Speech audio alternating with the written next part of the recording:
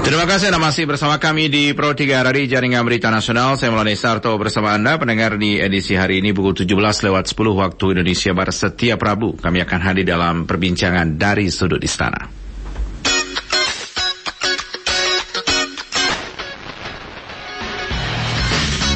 Dari sudut istana, kita dapat mengetahui berbagai kebijakan pemerintah. Dari sudut istana, kita dapat mengetahui kiprah para menteri. Dari sudut istana, kita dapat mengetahui berbagai aktivitas dan kebiasaan presiden yang tidak banyak diekspos media.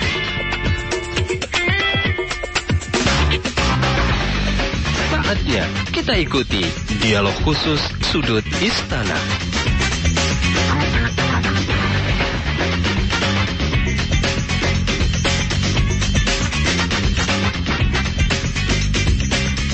Inilah masalah yang harus kita percepat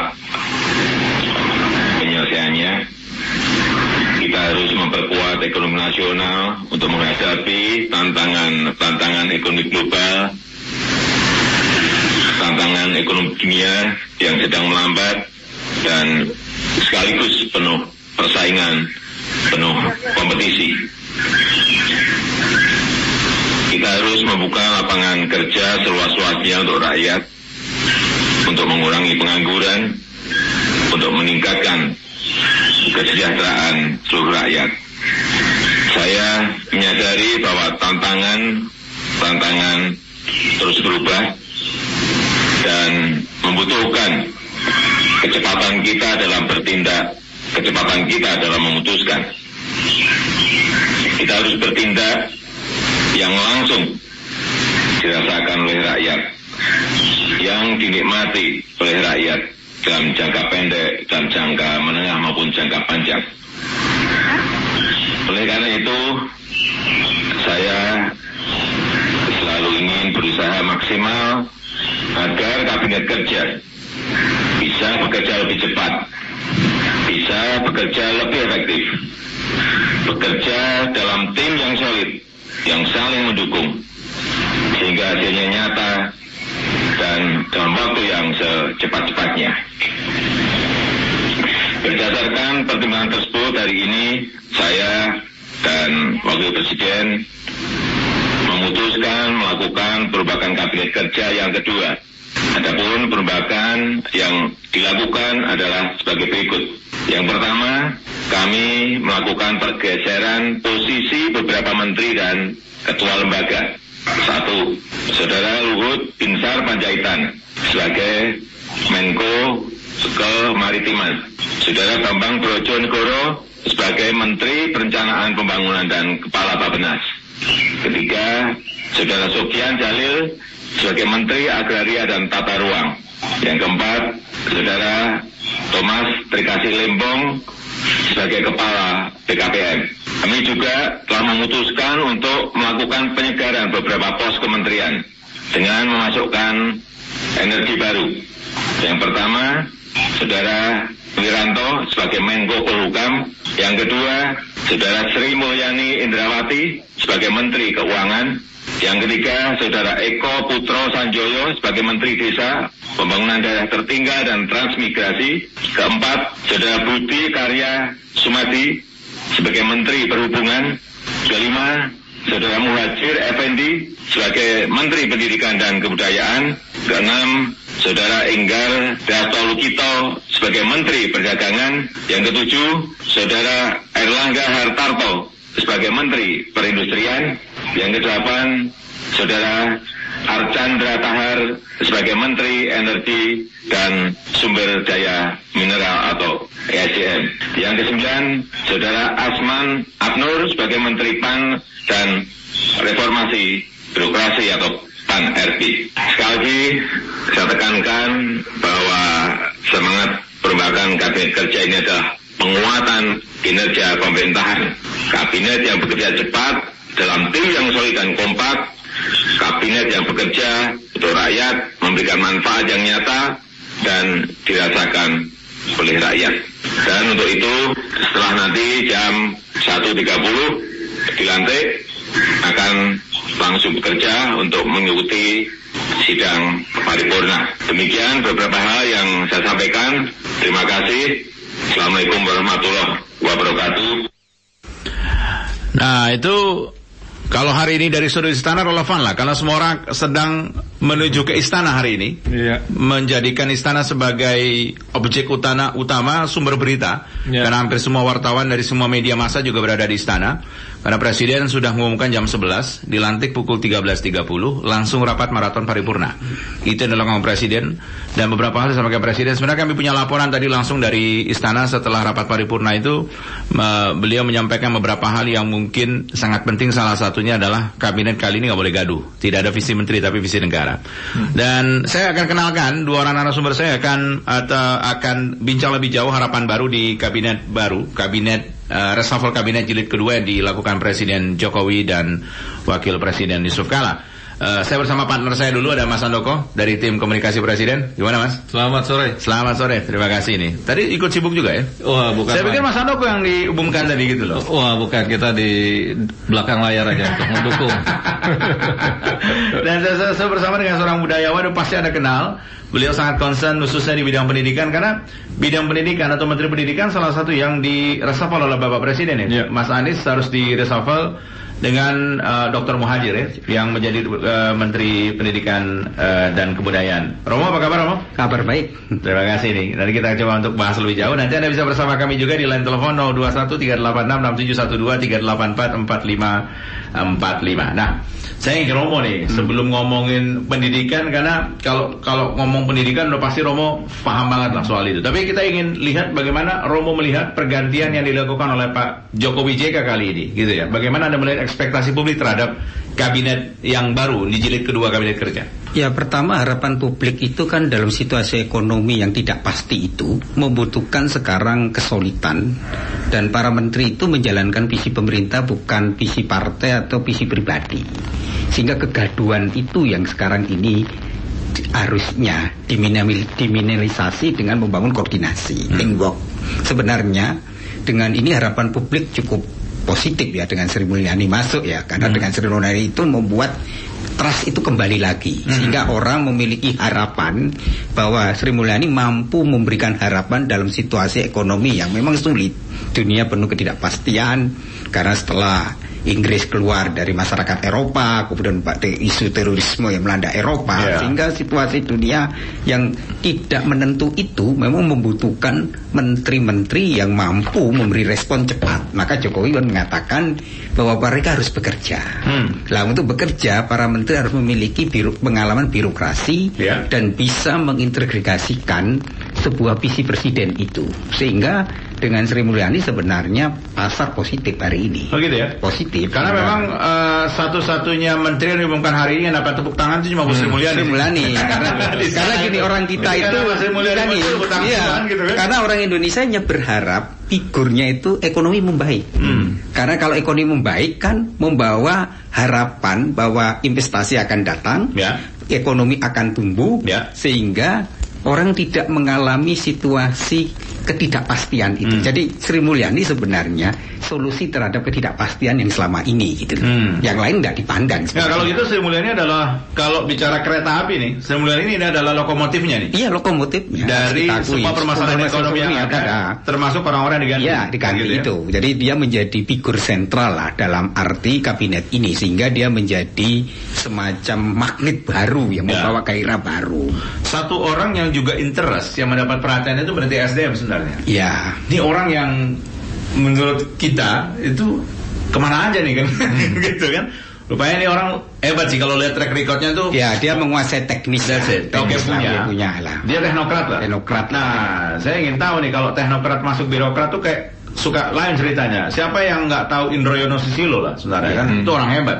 Pernah jadi birokrat, jadi dirjen Kementerian Kelautan Perikanan, duta besar FAO. Iya nggak, istrinya juga oke, kakaknya Sri Mulyani kan gitu ya. Itu siapa yang tahu, tapi masuk birokrasi itu nggak. Ya memang nggak mudah ya. Birokrasi itu membutuhkan sebenarnya persoalan dasar adalah sinergitas dan komunikasi. Sehingga belum tentu orang hebat masuk birokrasi berhasil. Tapi dalam birokrasi kan selalu ada bagaimana orang meminit kan. Ini persoalan manajemen kan, meminit bagaimana mengoptimalisasi gitu loh. Saya rasa persoalannya kan di sektor ekonomi itu butuh yang namanya jenderal kan. Lah kalau Sri Mulyani menjadi jenderal di situ, dia bisa take over. Walaupun ada Jenderal Wiranto yang diambil. Ya, itu lain lagi lah itu. Itu. Sama Jenderal dulu. Ya. Oke, saya ke Mas Andoko nih. Kalau Mas Andoko di dalam nih Romo ya, beliau di dalam karena memang isu soal pergantian isu reshuffle itu dimulai. Saya ingat tuh November 2015 sebenarnya. Itu udah mulai genderangnya udah mulai bunyi itu, gitu ya. Yeah. Ditunggu-tunggu sampai Januari sampai April, sampai Maret enggak juga. Juli ini baru keluar itu reshuffle gitu ya. Dan kita nggak tahu nih prosesnya bagaimana seorang presiden berpikir yang pasti orang sekarang mulai teredukasi bahwa dan mulai memaklumi bahwa setiap kabinet itu akan diwarnai juga dengan komposisi politik, kan gitu ya. Ini kita ingin tahu bagaimana prosesnya presiden akhirnya menyimpulkan dan mengambil keputusan ini komposisi terbaik untuk saat ini.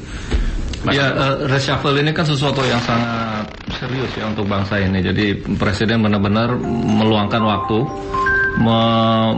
menerima masukan dari segala kelompok masyarakat, masukan dari Pak Wakil Presiden juga. Jadi benar-benar diharapkan seperti yang kita lihat tadi di pernyataan Presiden, kalau kita simak itu ada 3 fokus Presiden melakukan reshuffle ini, karena Presiden ingin lebih cepat untuk bisa menyelesaikan masalah kemiskinan, masalah pengangguran, dan masalah ketimpangan.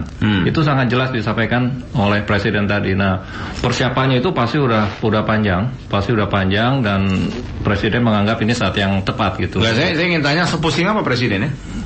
Wah, pasti pusing. Nggak pernah dikomunikasikan sama tim komunikasi presidennya. Gimana sih? Pasti gini loh, tim komunikasi presiden adalah organ yang dibuat oleh presiden agar lebih banyak melakukan komunikasi keluar, maupun presiden menerima masukan bagaimana komunikasi luar itu ke presiden harapannya gitu ya. Apa masukan tim komunikasi presiden kepada presiden pada saat presiden berpikir terus untuk melakukan siapa harus digeser, siapa harus diganti, siapa harus disegarkan? Yang kita lakukan itu kita melihat, menyaring suara-suara masyarakat, tentu saja dari media juga. Itu setiap hari kita memberikan update bahwa ini masukan dari masyarakat kelompok ini masukan dari masyarakat kelompok ini. Begitu setiap hari kita memberi masukan sampai Presiden mudah-mudahan ya bisa mengambil satu kesimpulan dari fakta yang berkembang di masyarakat, karena salah satu tugas tim komunikasi adalah mendengar, menyaring, kemudian kita menyampaikan kepada presiden ini yang berkembang di masyarakat, dan dari situ hanya salah satu sumber dari presiden. Tentu saja termasuk dia, kemarin mengumpulkan relawan juga itu. Semua Salah satu masukan dari relawan juga. Masukan presiden ini benar-benar membuka diri untuk segala masukan dari segala kalangan. Saya ingin ke Romo nih. Kita ingin fokus ke masalah pendidikan karena kita berpendapat juga bahwa ketika Anda ingin mengubah sebuah negara, kalaupun ditanya fokus negara yang harus dilakukan, itu pasti negara-negara maju manapun akan bilang education is number one. Bukan number one lagi, the first and the main thing. The paling utama harus dikerjakan. Maka ada sosok Menteri Pendidikan Kebudayaan yang kabinet kerja ini bukan orang biasa juga. Anies Baswedan saya nggak kenal ya, minimalnya gitu. Tapi sayang sekali nggak harusnya datang sini hari ini. karena Mas Anies yang minta kan gitu. Tapi rupanya oke lah. Ini pergeseran biasa lah menurut kita gitu ya. Tapi ada Dr. Muhajir yang akan menggantikan. Apa yang Romo bisa terjemahkan dari keinginan presiden yang belum bisa diwujudkan sehingga presiden harus mengganti pos ini gitu loh? Ya mungkin gini loh, Pak Muhajir ini beri angin segar dalam pendidikan, yaitu bagaimana mengaktualisasikan visi presiden mengenai revolusi mental itu, yaitu pendidikan karakter. Nah, kalau dari pengamatan saya dekat dengan Pak Muhajir lama di Malang, memang dia figur yang cocok gitu. Dia bisa membangun Muhammadiyah dari kecil menjadi besar. Universitas itu karena sentuhan tangan dingin dia. Dia seorang birokrat, dia seorang juga mampu membangun komunikasi publik yang baru, yang baik, tapi dia sosok juga yang visioner. Dan itu kan yang dulu diajak Dewan Koro tanamkan itu ya. Maka harus dirubah paradigma pendidikan kita, tidak bicara lagi teknis. Lah mengubah paradigma pendidikan berarti mengubah paradigma guru.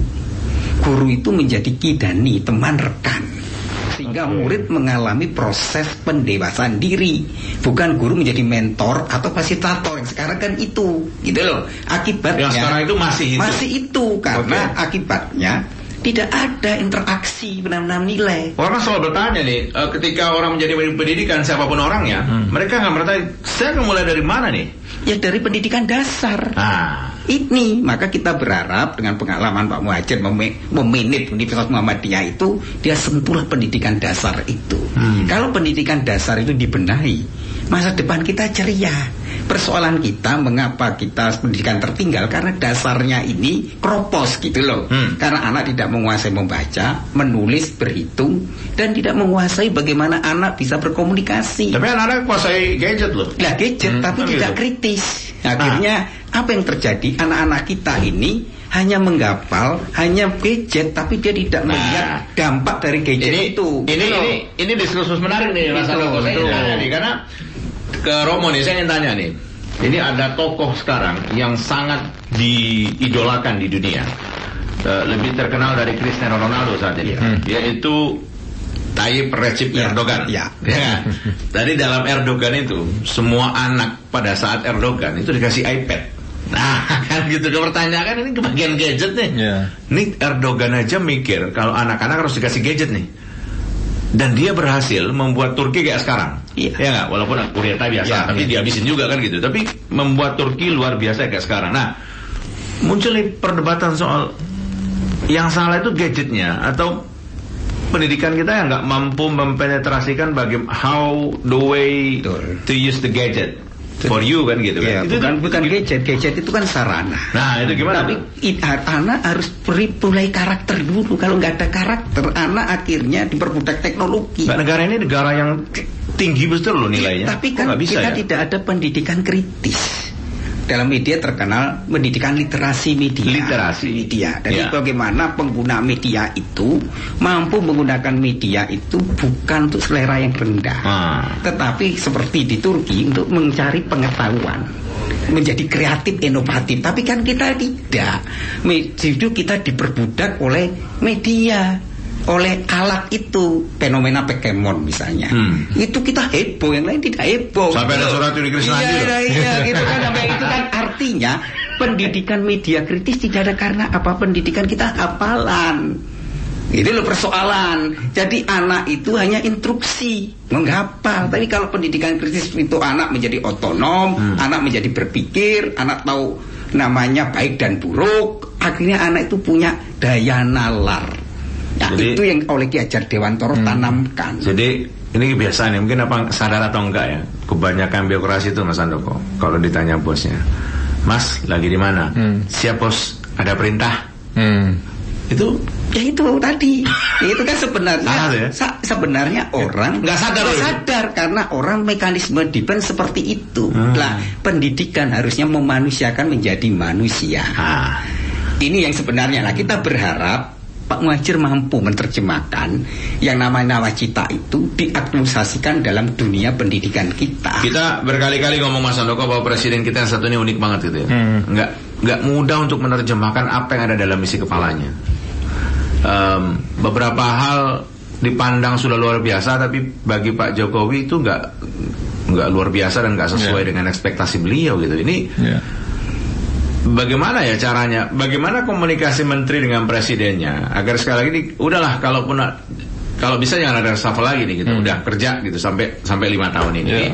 Ini gimana Mas Andoko proses komunikasi agar orang mengerti betul apa keinginan Pak Jokowi nih? Kita udah bahas daging, satu-satunya presiden ngomong angka kan, pusing juga kan gitu kan. Apa nggak tahu nih gara-gara itu Pak Tom Smith ke PKPM aja kan? Tapi nggak tahu gimana Mas? Iya, karena presiden pernah bilang bahwa kini kesempatan kita untuk tinggal landas. Kalau tidak, kita tinggal di landasan. Itu kata-katanya presiden. Jadi, jadi presiden nggak ada waktu lagi nih kita untuk berlambat-lambat. Jadi benar-benar pengen cepat presiden. Bukannya kita tidak jalan ya, ini jalan, semuanya jalan. Tapi pada satu saat presiden mengevaluasi perlu dipercepat. Nah itu yang yang tadi ada bahasanya mempercepat gitu ya? Mempercepat ya. Jadi itu yang ada di kepalanya presiden ya. Diharapkan para menteri ini berhasil menerjemahkan gitu. Oke, presiden mau terobosan, mau mempercepat, visinya demikian, kita kerjakan. Karena tadi visi presiden itu yang harus diutamakan. Tadi ditekankan betul Romo bahwa nggak ada lagi visi menteri itu katanya. Nah itu yang harusnya kan begitu. Visi negara yang ada visi presiden gitu. Iya, harusnya begitu. Jadi para menteri harus mampu menerjemahkan visi presiden. Jadi sebenarnya menteri itu kan pembantu presiden. Berarti presiden ngerasa kali ini bahwa sebenarnya Anda nih kalau kerja kayaknya visi Anda doang nih. Nggak mau visi saya gitu nggak gitu. Nah ini persoalannya yang kemarin itu sinergitasnya tidak jalan, gitu loh. Karena kepentingan interest lebih banyak, gitu loh. Sehingga kegaduhan di mana-mana. Nah itu yang disampaikan presiden. Ini harapannya jangan gaduh nih. Gitu kan? Jangan gaduh di kabinet kali ini, jangan gaduh. Iya, kalau kita gaduh terus, kapan kita membangun? Padahal tantangan sekarang global lebih berat, gitu loh. Kita menghadapi situasi yang sekarang yang tidak bisa diprediksi. Dunia lagi berubah dengan cepat, dan kita harus mampu sekarang mempercepat. Mempercepat dengan apa? Ya tidak hanya pembangunan fisik, tapi pembangunan manusia. Lah inilah pentingnya pendidikan, mendapatkan seorang menteri yang mampu memberikan visi ke depan apa yang dimau oleh presiden. Ini saya ingat hari ini artinya kita nggak boleh ngomong soal finance capital melulu nih. Harus ngomong human capital. Human capital. Ya. Nah dari di situ saya ingin nanya ke Romo nih, kalau harapan Romo untuk pendidikan anak-anak di Indonesia Timur, Indonesia terluar, terdepan itu gimana? Ya sebenarnya ini tantangan kita, maka saya berharap menteri yang baru itu memikirkan itu. Mulailah bangun kembali sekolah-sekolah SPG seperti dulu, sekolah guru. Kita nggak punya guru sebenarnya. Setelah SPG dibubari IKIP. IKIP itu tidak mengajarkan pedagogik, ilmu pendidikan. Yang diajarkan adalah teknis. Ilmu pengajaran? Nggak ada, karena dia hanya universitas. Jadi akibatnya mungkin dia pandai tapi tidak bisa ngajar. Ini yang terjadi. Maka hidupkan dulu seperti dulu. Ada sekolah-sekolah guru. Ada di Flores sekolah guru, di Ambon ada, di Papua ada. Sehingga kekurangan kesenjangan itu bisa diatasi. Di Papua sampai sekarang cari guru sulit. Iya, di pedalaman skala ini supaya harus diperhatikan. Yang saya katakan yang diangkat oleh negara banyak-banyak itu guru. Iya, tapi kan gurunya itu di drop. Belum tentu mereka orang asli situ. Itu loh problemnya. Yang kedua, seberapa pengaruh kedekatan topografi sosiologis dengan kualitas pendidikan di sebuah tempat? Itu gini loh, tergantung dari bagaimana kita mulai mengaktualisasikan tentang sekolah gurunya dulu. Kalau sekolah gurunya berkualitas, itu akan membantu. Jadi guru itu tidak hanya sekitar bukan persoalan orang secara teknis dia pandai, tetapi ilmu mengajar dan mendidik. Apa yang kurang dari ini nih? Ya nih, karena di Indonesia itu terkenal bahwa kalau di luar negeri Anda hanya teach gitu ya, hanya mengajar gitu ya, tapi di Indonesia itu ada mendidik dan mengajar. Itu yang berbeda. Nah, unsur mendidik ini mana yang belum terpenuhi di kita? Ya karena gini, guru kita setelah perubahan ya dari SPG menjadi IKIP, SPG dibubarin, itu para guru kita tidak menguasai ilmu pedagogik. Pedagogik itu ilmu dasar mendidik, gitu loh. Lah mendidik luar negeri juga sama. Kalau kita ke luar negeri, gurunya itu dengan murid itu relasinya seperti teman. Betul. Sehingga anak-anak itu berkembang, bertumbuh, proses bukan instruksi. Kalau kita kan instruksi. Anak dibebani PR yang berlebihan, overdosis, sehingga anak bermain pun tidak rileks. Lah kalau pendidikan itu menekan anak tidak rileks, ya bagaimana anak bisa mendapatkan inspirasi? Nah, pertanyaan Mas Handoko di terdepan terluar itu gimana tuh? Nah, ya makanya ini tantangan menteri baru. Irisannya kan dekat sekali dengan negara tetangga yang notabene nih. Ya lebih maju. Nah, maka ini tantangan memang tidak mudah, tetapi mulai visinya dulu. Kalau visinya Pak Jokowi diterjemahkan nawacita itu, berarti kan dia mulai berpikir tentang bagaimana sekarang mengembalikan kembali sekolah dulu sentral yang dibangun oleh India Belanda dulu, yaitu sentral pendidikan guru. Lah pendidikan guru itu menjadi penting untuk apa? Menjembatani ini. Jadi kalau guru dasarnya ini berkualitas, ya anak-anak kita berkualitas. Lah ini yang belum diterjemahkan gitu loh. Jadi persoalan jangan teknis, Bukan hanya sekedar orang tua mengantar ke sekolah. Nah, itu baik. Tapi ubahlah paradigma pendidikan kita yang selama ini pendidikan kita terlalu banyak pada materinya, tapi tidak menyentuh harkat martabat kemanusiaan anak. Di luar negeri aja itu pelajaran elementary school sampai senior high school itu cuma 8 lah, kita berapa? Ponan saya 15 pelajaran. Sehingga anak-anak kita itu buku semua stres gitu. Setelah itu PR-nya, ujiannya sehari bisa 4, bisa 6. Itu loh, tadi kita ini overdosis sebenarnya, tapi tidak menguasai.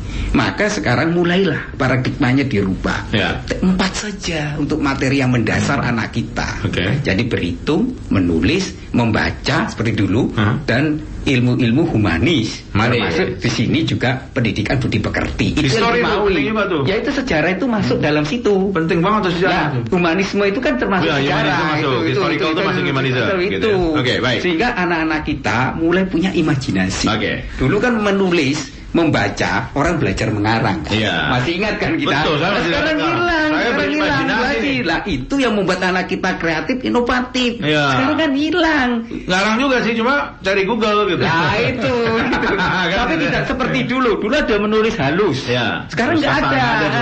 Itu. Saya kalau itu tuh sekarang istri saya ini penulis. Jadi beliau tuh banyak imajinasi. Saya banyak belajar dari beliau tuh bagaimana bagi seorang host itu penting namanya self redefining. Itu kan saya selalu kalau udah saya siaran dia akan menulis. Duh dari tadi ngomong ini nih. Berarti nggak oke nih. Tapi dengan menulis orang punya ide, gagasan. Itu yang tadi yang sekarang hilang itu. Kita tidak lagi punya gagasan dan ide karena di drill. Ini loh, saya berharap Menteri Pendidikan baru itu mampu menangkap isinya Pak Dan gagasan atau ide itu terjemahkannya. Katanya nih kata guru saya nih, itu harus untouchable. Untouchable. Kalau nggak tersentuh, tinggi nih harapan anak gitu. Baik, kita sapa dulu pendengar kita. Ada Pak Muklis di Pekanbaru. Selamat pagi Pak Muklis, atau selamat sore Pak Muklis. Sore, gimana Pak? Ini yang datang dengan apa ini sekarang. Tapi sebenarnya kalau saya lihat, kita kan sama-sama pendidiknya. Yang jadi permasalahan sebenarnya itu sekarang seperti pedagogi, bukan pedagogi ya sebenarnya. Jadi saya bilang di situ, sekarang kita kan lihat Jakarta sendiri, kan ada sistem baru, individual learning. Itu kan yang banyak terapkan sekarang di Jakarta, di swasta ya. Bukan di negeri. Itu kan lihat itu, muridnya satu kelas cuma 10 orang SD. Nah, diajarkan berbagai macam, terserah dia mau duduk mau apa.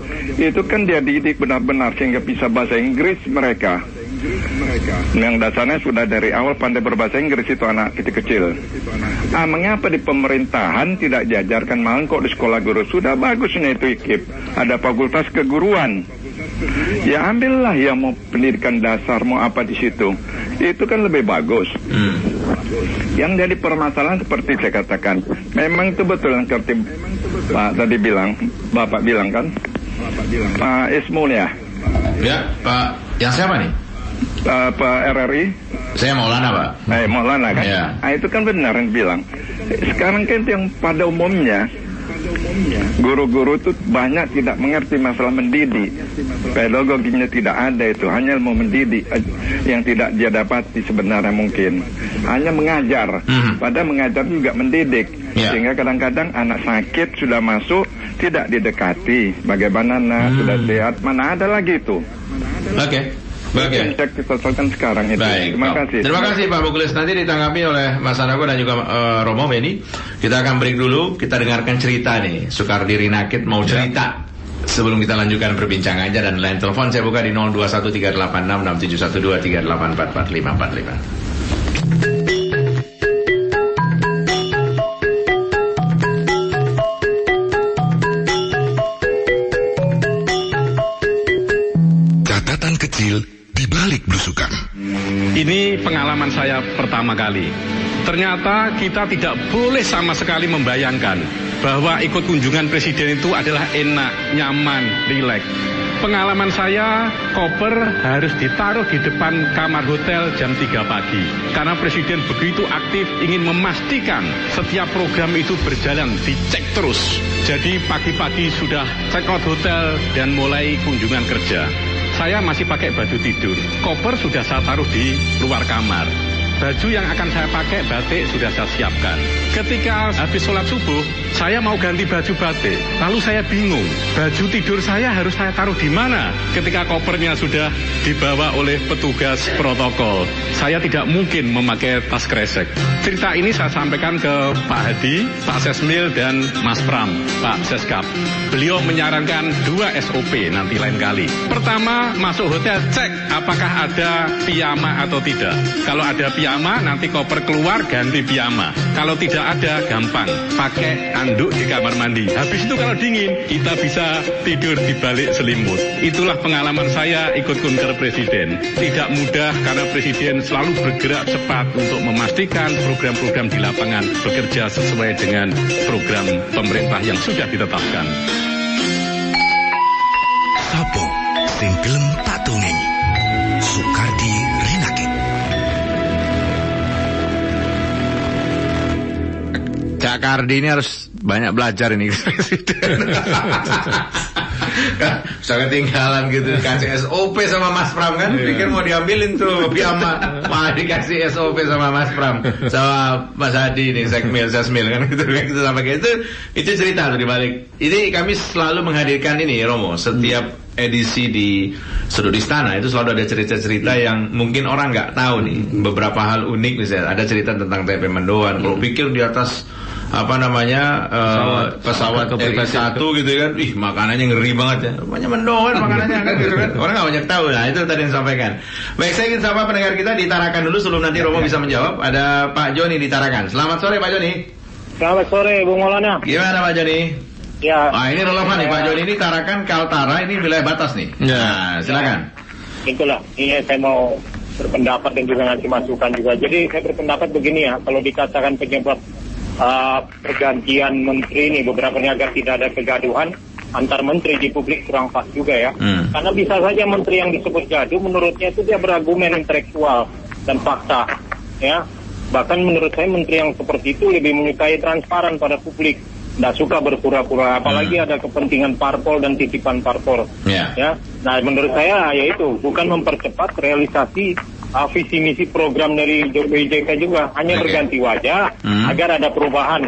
Yang menurut saya kalau soal pendidikan gimana Pak Joni? Kalau pendidikan, nah ini yang saya nantikan kalau untuk pendidikan ini pasti kita lihat saja apa berganti kurikulum ya, bagaimana itu yang membingungkan juga masyarakat, apa berganti juga kebijakan dan program oleh menteri yang tersebut. Enggak. Menurut saya percepatan pembangunannya utamanya harus disesuaikan juga dengan menterinya, apakah bisa merealisasikannya. Dan yang terpenting juga menteri yang diganti lebih baik sebelumnya ya, itu harus transparan juga apa yang menjadi kendala dalam mewujudkan visi misi program di segala aspek. Apalagi dikatakan tadi ekonomi ya, membaik di semua daerah. Namun kita lihat saja Kaltara ini ya infrastrukturnya masih tertinggal. Ya ini banyak wacana terus groundbreaking, hanya kunjungan tidak ada artinya, seperti listrik atau jalan jembatan. Jika tidak ada, bagaimana kegiatan ekonomi dan investor menarik untuk ke Kaltara, terutama industri ya. Nah ini. Oke, terima kasih Pak Joni di Tarakan. Kemudian ada Pak Kamer di Manokwari. Selamat malam di Manokwari, Pak Kamer. Iya, selamat malam Bung Presenter, selamat malam Bapak-Bapak narasumber. Ya. Selamat malam. Nama saya Maulana Pak Kamer. Salam kenal Pak Kamer. Ya, selamat malam Pak Maulana. Ya, silakan. Terima kasih sekalian. Amin Pak. Ya. Kami di Papua itu butuh sekolah guru khusus jadi SGB dan SPG. Karena dengan dasar guru sekolah dasar ini itu ada ilmu mendidiknya. Sehingga tamatan SGB dan tamatan SPG dengan dasar ilmu mendidiknya bisa dia didik itu anak-anak yang ada di Papua ini. Selama ini sulit guru, tenaga guru, jadi perlu ada pembangunan sekolah guru SGB dan SPG di Papua. Ya. Ya, terus. Baik, selamat malam dan terima kasih. Malam, terima kasih Pak Kamer di Manokwari. Ini benar tadi Romo. Rupanya pertanyaan Mas Handoko soal Indonesia Timur yang dirasakan teman-teman Manokwari itu benar, butuh sekolah pendidikan guru. Itu dasar. Jadi kalau kita mau perbaiki kualitas murid, ya mulai gurunya. Maka Rawamangun dulu dengan SD Mangunan kan mengubah paradigma guru. Sampai Rawamangun waktu itu membuat satu khusus pendidikan bertanya. Supaya anak bertanya, karena anak-anak kita pasti penting pendidikan bertanya. Mau wartawan itu. Saya sih gitu ya. Saya tuh kalau wartawan pergi ada ASEAN jurnalis visit to mana gitu, ada simposium dan sebagainya, saya lihat teman dari Indonesia, bukan saya sih gitu. Saya beruntungnya dapat pendidikan luar negeri sebenarnya, tapi itu membuat kita selalu ingin bertanya tentang tapi kita tuh susah bertanya karena itu tadi. Jadi sebenarnya Menteri Bank baru ini tidak perlu mengubah kurikulumnya dulu, benahi dulu para gurunya, mulai sentuh itu. Kalau dia sudah membenahi para gurunya, buat sekolah sentral guru, itu sebuah keberhasilan. Karena disitulah awal dari sebuah revolusi mental itu. Karena dari guru yang baik, guru berkualitas, pendidikan karakter ditanamkan. Jadi pendidikan karakter itu bukan sekedar orang mengajar tentang moral, tidak, tetapi diberi contoh. Guru itu memberi contoh, teladan. Tuturi Handayani yang dikatakan Ganjar Tuantoro itu. Lah ini yang tapi kalau nyubit jangan dipenjarain. Lah bukan persoalan nyubit dan tidak nyubit. Ini persoalannya apalah bagaimana dengan kasih sayang. Persoalannya itu. Jadi itu bersama itu karena apa? Tidak ada yang nama kontak, relasi, hubungan personal. Yang sekarang ini formal semua. Jadi setelah guru ngajar ya selesai. Tidak lagi seperti dulu. Iya, kalau dulu kan kita ngalami kan, kalau kita gitu ditanya bagaimana kabarnya, bagaimana orang tuanya, terus bagaimana kalau ada masalah kita didatangi. Sekarang nggak ada. Guru hanya ngajar selesai pulang. Nah, itu loh, karena ya itu tadi tidak ada ilmu mendidik. Yang dikejar itu kredit untuk mengejar tunjangan kinerja. Dan itu akhirnya guru hanya bingung di silabus. Itu dia tidak lagi sempat respect terhadap anak. Maka SD itu dasar. Kalau SD-nya itu mendapat guru yang berkualitas, anak-anak mendapat dasar yang baik, maka inilah harapan masa depan. Tetapi kalau SD itu pendidikan dasarnya marut, caut maut, tidak menguasai ilmu berhitung, membaca tidak dikuasai, menulis tidak dikuasai, komunikasi tidak dikuasai, tidak punya dasar, maka fondasinya lemah. Jadi maka fokus saja pada gurunya saja cukup. Mas, ini menarik nih Mas, kalau bicara soal orientasi pendidikan nih. Cuma orang jarang tahu, presiden itu punya timeline sendiri yang kita nggak tahu. Orang ini akan saya lihat berapa lama, sehingga orang ini akan saya evaluasi atau saya geser. Ada nggak gitu? Kalau presiden pernah bilang saya evaluasi setiap saat. Karena itu ya, karena Indonesia tidak punya waktu banyak untuk tinggal landas itu tadi. Memang idealnya sih harusnya menteri ditunjuk dan bekerja terus. Kan selalu dibandingin nih pemerintah sosial yang lain kan gitu. Ini Pak Jokowi nggak punya UKP 4 kan gitu, nggak kayak Pak SBY kan gitu loh. Sehingga orang cukup meragukan ini gimana cara beliau melakukan evaluasi.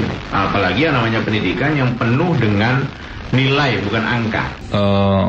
Sumber untuk evaluasi dan dia juga punya cara sendiri mengevaluasi, dan inilah hasilnya yang kita lihat adalah hasil dari evaluasi beliau, di mana intinya adalah untuk mempercepat kita menuju tinggal landas itu. Saya nggak tahu apakah Dr. Muhajir itu bisa diartikan sebagai seorang rektor atau orang Muhammadiyah yang akan dikaitkan dengan PAN. Enggak, kalau itu enggak ada kaitannya. Enggak, ini orang pasti ngaitin nanti. Ya. Ini kan sekarang kan orang gini nih, Romo. Isunya kalau media massa nih, kita harus counter ini nih. Makanya kalau memang harus fair menilai, maka saya tanyain. Orang akan menilai ini adalah bagaimana presiden menempatkan wakilnya PAN atau yang berafiliasi dengan wakilnya Golkar. Kan gitu ya? Pasti penilaiannya itu. Ya itu wajar saja. Kalau dalam sekarang demokrasi seperti ini, ya perlu dukungan dong. Apalagi orang besar seperti Muhammadiyah. Dan Muhammadiyah juga punya sekolah banyak. Jangan dikira jasa dia besar juga dalam pendidikan. Gitu loh. Jadi tepatlah kalau dia memilih dari kader Muhammadiyah, karena pendidikan Muhammadiyah itu memang besar di Republik ini, gitu loh. Jadi itu kan juga ada sentuhan di mana dengan memilih ini sebenarnya kan sebagian besar pendidikan itu kan swasta, bukan negeri, gitu loh. Jadi sebenarnya kalau dia memilih karena dia figur pengurus Muhammadiyah, Ya menurut saya ya wajar. Karena itu dukungan politik penting. Kalau nggak ada dukungan politik, ya program nggak jalan gitu loh. Ini kita udah masuk politik nih. Iya, itu. Ini kan menteri selalu dievaluasi. Saya nggak tahu, menurut Romo, apakah menteri-menteri yang hadir hari ini itu sama visinya dengan Komisi 10 gitu kan, DPR RI. Penting dong. Kita nanya juga kan sebenarnya gini, koordinasi masalah anggaran harus ngomong. Nah, sebenarnya tinggal saya rasa Muhadjir mampu. Ini persoalan tentang meyakinkan kan, lobby kan. Dan persoalan politik itu lobby. Gitu, dan lobby itu harus punya pengalaman, kewibawaan, dan bagaimana dia menerjemahkan visi yang ditangkap oleh Komisi 10 gitu loh. Lah, dukungan Muhadjir yang cukup kuat dari Muhammadiyah itu juga mampu membangun bergening posisi gitu loh. Karena juga kader Muhammadiyah di DPR kan banyak. Ya. Lah itu sebenarnya jadi presiden juga melihatnya tidak cukup hanya visi pendidikan, tapi juga punya visi politik. Betul. Karena ini persoalan jabatan publik itu jabatan politik gitu loh, nggak mungkin gitu loh. Saya ngerasain. Itu loh, itu nanti jangan naik juga gitu. Nanti kita harus disadarkan dengan yang transparan bahwa pejabat publik itu ya pejabat publik itu pejabat politik. Itu wajar gitu loh. Menarik gitu. Itu. Oke. Tapi gini lah, kalau boleh kasih masukan kepada Pak Presiden lewat Mas Andoko, menteri baru sudah dipilih, Pak Muhadjir khususnya, Dr. Muhadjir sudah menjadi menteri pengganti Anies Baswedan. Maka apa ukuran paling konkret untuk Pak Presiden untuk mengevaluasi Pak Muhadjir dalam waktu dekat? Kan pertama waktu dekat ini, pertama dia bisa nggak membangun koordinasi kembali, mensinergikan yaitu Kementerian Pendidikan. Yang kedua, ya Pak Muhadjir dengan rendah hati belajar dari orang-orang yang ada, jangan bawa orang baru. Penting. Itu setiap kali menteri bawa orang baru itu yang membuat gesekan gitu loh, yang terjadi kan rame kan itu. Udah kumpulin mereka, kemudian diajak memetakan masalahnya. Teras itu penting ya? Terasnya dulu dibangun, setelah itu fokus dia mulailah benahi guru. Itu saja dulu. Itu 3 aja. Konkret itu untuk Pak Presiden bisa nilai, Mas Andoko.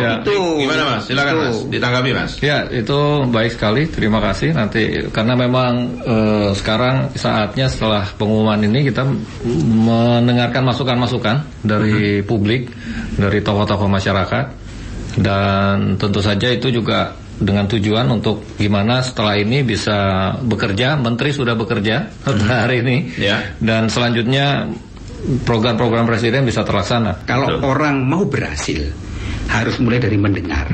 Dengarlah bawaan Anda, berimpatilah terhadap mereka, jangan main ganti, jangan main copot, jangan ganti orang baru. Pasti ada sabotase. Betul. Maka jangan bawa staf baru. Yang ada ini coba dioptimalisasikan. Betul. Maka sebenarnya inilah keberhasilan seseorang ketika seseorang bisa mengomunikasikan ide dan gagasan.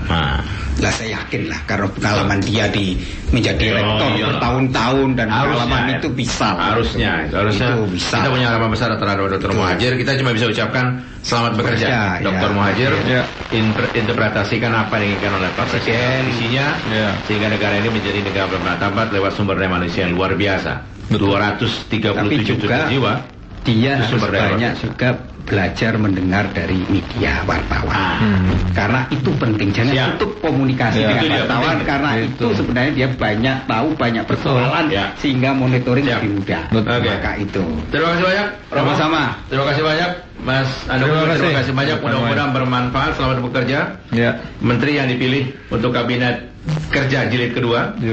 Presiden Jokowi JK. Harapan ada di pundak Anda, ekspektasi itu besar sekali, dan kita akhiri dari Sudut Istana karena kita langsung mendengarkan azan maghrib untuk wilayah Jakarta dan sekitarnya. Terima kasih.